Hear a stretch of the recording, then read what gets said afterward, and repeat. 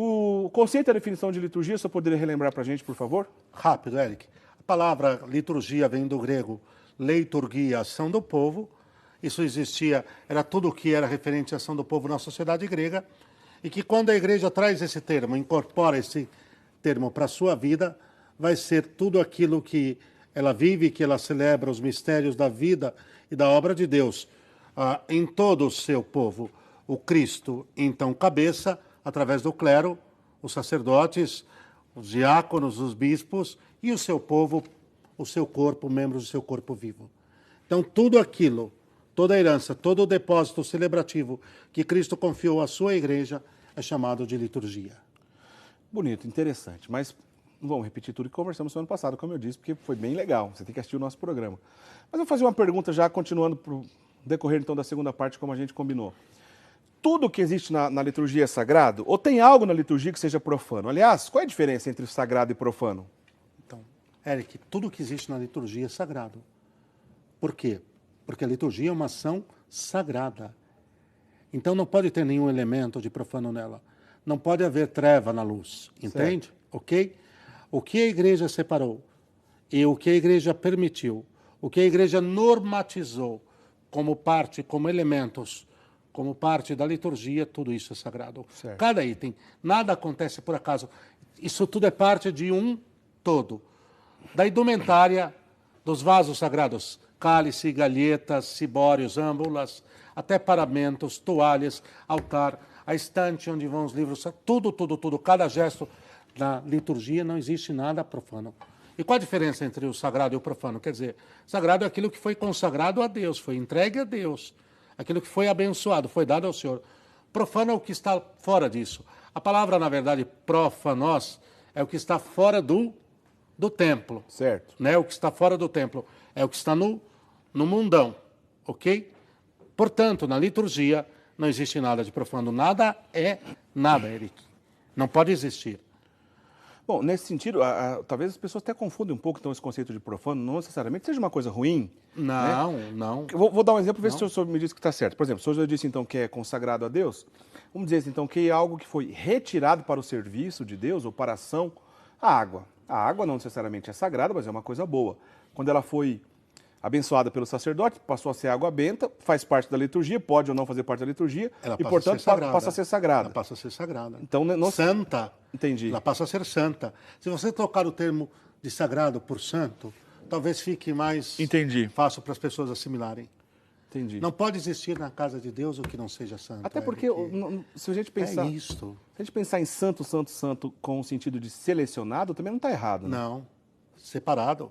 Né? O sacerdote é tirado, ele é separado para servir e ungido, para servir única e exclusivamente a Deus. Por isso não se dá para ter duas vidas. Todo batizado, no fundo, não é, Eric. Tanto que na igreja antiga o batizado era chamado de santo.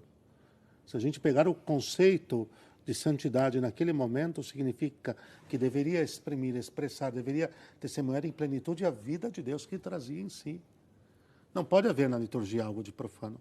No profano no sentido de que não pertence a Deus. Entendi. Nesse sentido. Nada que foi retirado ou escolhido para o serviço. Pronto, Entendi. exatamente. O padre, uma outra discussão que poderia gerar isso, bom, isso já é uma discussão puramente filosófica, a gente não vai por esse caminho, se bem que seria bem interessante, mas a gente não vai por esse caminho. Por exemplo, o que é beleza, o que é belo, se algo é belo para mim, não é belo para o outro, porque isso existe um ramo da filosofia que estuda isso, que é a estética. É uma ciência antiquíssima, bonita, muitas pessoas já colaboraram e se debruçaram sobre esse tema. O que é ou não o belo, discutir o belo como um todo faz parte, então, um ramo da filosofia, um ramo conhecido como estética. Porém, a beleza está presente na liturgia, de alguma forma ou de muitas formas. A pergunta é, existe alguma expressão litúrgica que não exprima a beleza? Não. Primeiro, Eric, a beleza liturgicamente remete a Deus. Tá. Deus é a beleza. Sem cairmos no filosófico, não, senão vai ficar pesado. Mas a beleza é algo que transcende o ser humano, vai além dele. Entende? Está acima do próprio ser humano. A beleza ali arrasta, transcende no sentido de que lhe arrasta, lhe arrebata. A beleza, por excelência, é Deus. Deus é a beleza. Ele é o belo, por excelência. E a liturgia é um reflexo da beleza de Deus. Tanto que a via da beleza deve ser a via essencial pela qual o homem se encontre com Deus na liturgia. Uma liturgia bem celebrada é bela, não?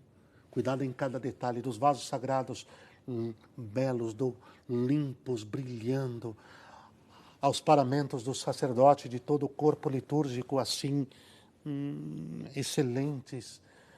Cada passo, cada detalhe, cada sincronismo, isso vai chamando a atenção. Isso vai abrindo para um outro mundo, não vai? Vai abrindo para uma outra realidade. O que acontece? Isso é chamado de via pulcritudine. Via pulcritudine. Que significa? O caminho da beleza. O caminho da beleza. O caminho da beleza, por excelência. Uma liturgia largada, desconvida. A pessoa desfoca, Eric. Pode ter certeza disso. Tanto que, vamos dar um exemplo prático. Pois não. As liturgias pontificais, as liturgias em São Pedro, pode ver que se tem um esmero, um cuidado em cada detalhe, que elas são muito próximas àquilo que, para não ser preciosista, mas aquilo que se chama de impecáveis. Elas devem ser impecáveis, de fato, trazer todo o esplendor como um reflexo de Deus. E há uma beleza própria. E quem define isso? A tradição, a sabedoria e a tradição da Igreja. É a Igreja que vai, na sua bimilenar sabedoria, discernir aquilo que cabe ou não cabe. E aí a beleza está aqui. Aí a beleza está aqui, Eric. Entendi. Pegou? Bonito essa explicação, gostei. Né? Na semana passada a gente até passou por esse assunto, que eu quero trazer aqui de novo. A Igreja tem todos os detalhes de como ela recomenda, os seus documentos oficiais, que são muitos, para que não aconteça nenhum erro, nenhum abuso. Por exemplo, a Igreja vai até orientar de que tipo de material deve ser composto, por exemplo, o Sagrado Cálice, e assim por diante. E aí talvez justifique essa questão que o senhor está falando da beleza, e dessa relação mística da beleza também, que eu achei bonito, porque tantos santos e tantos sacerdotes piedosos acabam tendo, em muitos casos, um voto de pobreza real, não tem nada de riqueza em nenhum outro aspecto da sua vida. Então lá tem um único sapato, um único chinelo para a vida toda, uma roupa suada que saiu do altar, e no altar revestido com o tecido mais nobre que existe, ou no caso ali dos sagrados vasos, com o tipo de material mais nobre que existe, no caso o ouro, etc. É essa a relação? É essa a relação. O melhor para Deus. A relação é o melhor para Deus. Para Deus sempre se deve dar o melhor. O Eric, o Stephen Ars, eu celebrei no altar de São João Maria Vianney, que não está mais lá em cima, está na cripta. Que é o São João Maria Vianney, o padroeiro dos sacerdotes. O padroeiro dos sacerdotes, o pároco de Ars. Certo. Esse santo sacerdote comia batatas mofadas. Mas se você ver, ainda há um museu em Ars, está lá. Os paramentos que ele utilizava eram um esplendor. Por quê? Porque deveriam refletir a grandeza, a santidade, a glória daquilo que estava se celebrando. Deus. Deus, para Deus o melhor. O que se deve dar para Deus? Né? E é aqui que o cuidado está. Muitas vezes, eu volto a dizer, falei isso no último programa, na semana passada. Certo. Foi como eu terminei. Onde está o teu tesouro? Aí estará o teu coração. Que fique muito claro isso. Então, quando o sacerdote, quando a igreja manda, e o sacerdote cuida bem, investe o melhor dos recursos na liturgia, o melhor dos recursos em toda a indumentária, em todo o acervo, em todo o aparato, isso tem um nome. Sabe como se chama? Eric? Como? Fé. Bonito. Fé. Ele crê. Se ele não cresce, não faria isso.